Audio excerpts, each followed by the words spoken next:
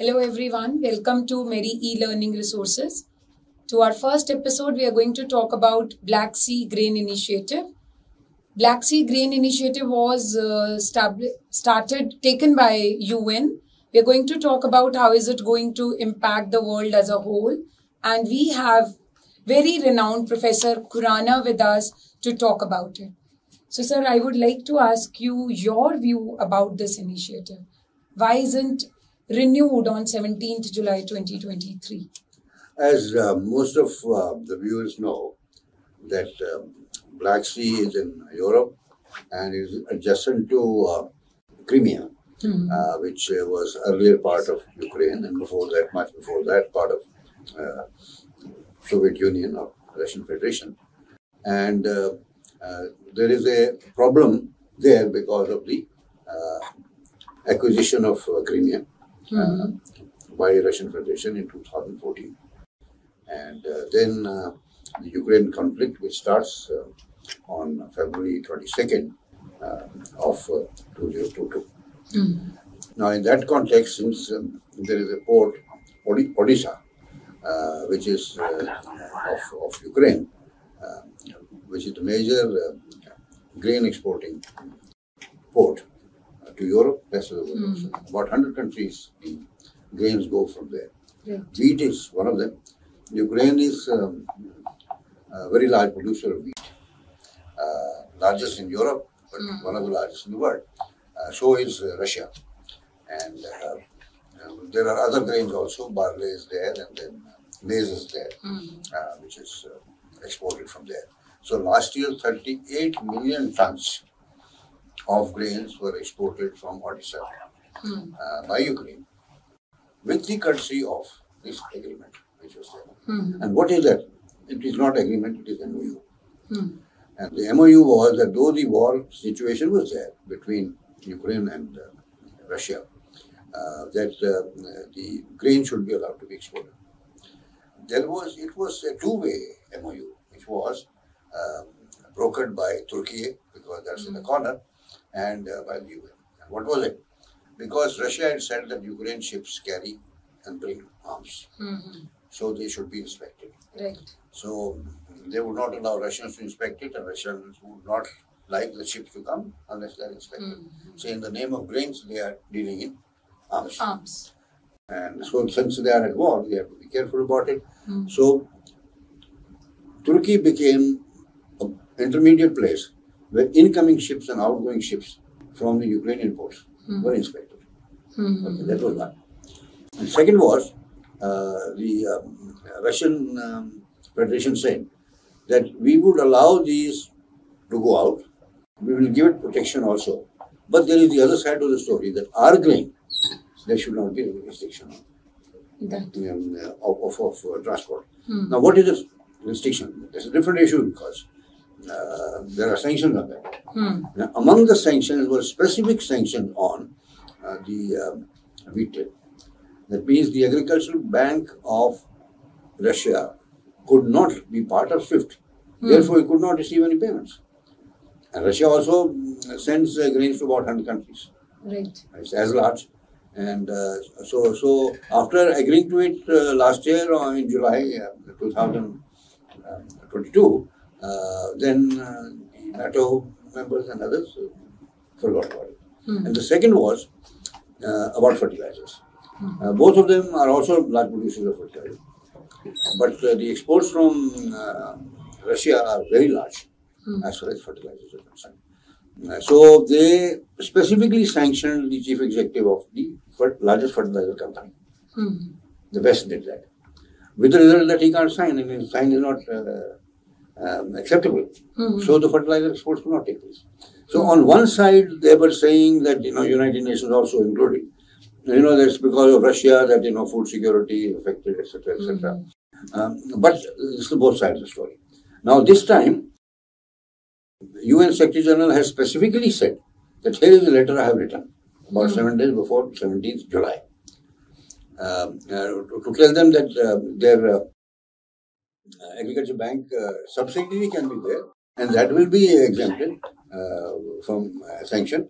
But that will be done only by European Union and not USA. Not US. Right. Neither here nor there, because the system of SWIFT is of USA. It's not of European Union. Right? So, and then they created the impression that Russia has terminated the agreement, which is technically not correct, because it was renewed for 3 times for a quarter, or 4 times, and 4th time it has not been renewed. Not been renewed because Russia says our condition is not met. We are willing to allow this grain to go out, etc., etc. But the inspection will have to be there, and our grain should also be allowed to go out. Otherwise, what you're doing is you are raising the price of that grain in the market because our grain is not going on. Right? This is not fair. There are 2 sides to the problem. Now, there are impacts of either interpretation as well. So while the NATO members and the media generally have been saying that, Russia has not done a good thing because it will affect the food security. But to counter that, the Russian president has convened a meeting of all the major African nations in the coming week. So he will be explaining to them. Right. And partly what he might be explaining is that, okay, I'll directly supply to you. What are you bothered about? From which place I supply is my problem. Right. But don't you think they are just roping or looping Africa to take advantage of it? No, it is not so. Because last year also, the quote-unquote excuse was of the UN that food security is involved. United Nations Food Program, UNFP, needs a lot of wheat, and Ukraine supplies a lot of wheat, and hence we need that.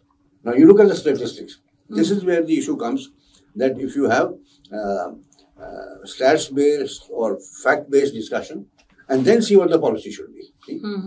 Policy on part of the traders, policy on the part of government, our government, other governments, and so on. 36 million tons of Ukraine food grains were exported last year.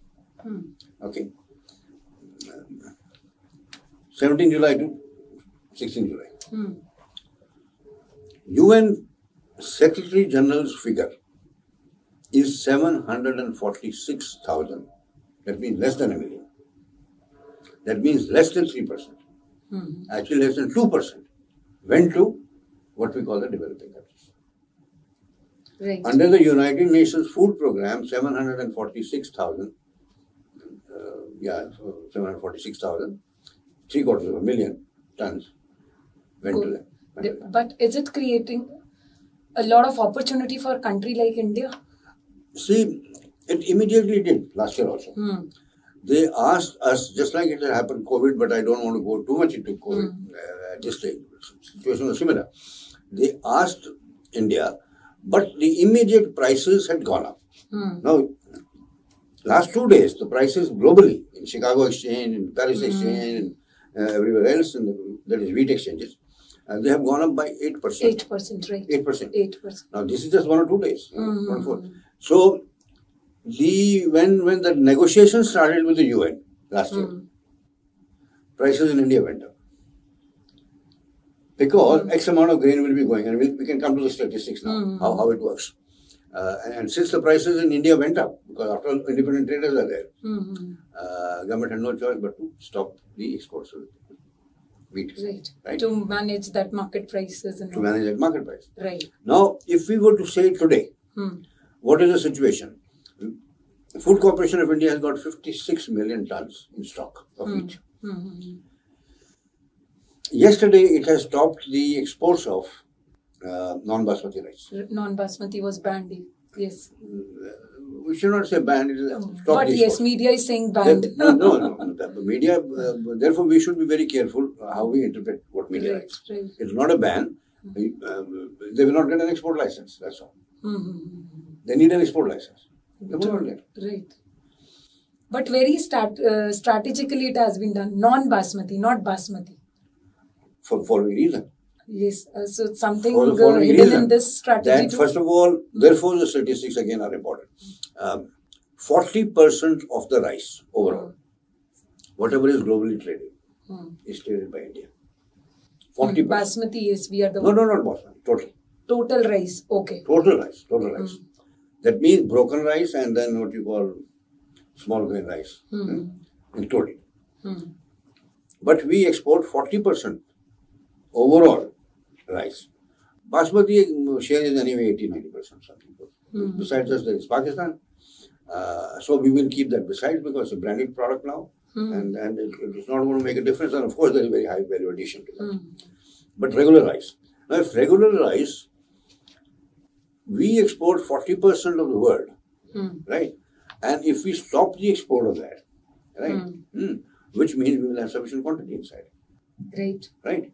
Then people will crib about that also, but that's because traders crib. Because traders will, but good for citizens. Prices good will for go citizens, down. But if it is excess, then what happens? Then it's a waste. Then it's a waste. Therefore, balance is required. So we can look at the Black Sea Grain Initiative just as a managerial problem, as a policy problem, right?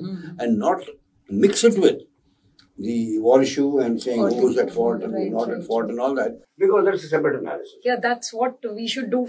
And that's what I think a management student or a management person should look for. Absolutely right. But they should be able to understand the geopolitics. When we come to the next step of it. What is likely to happen?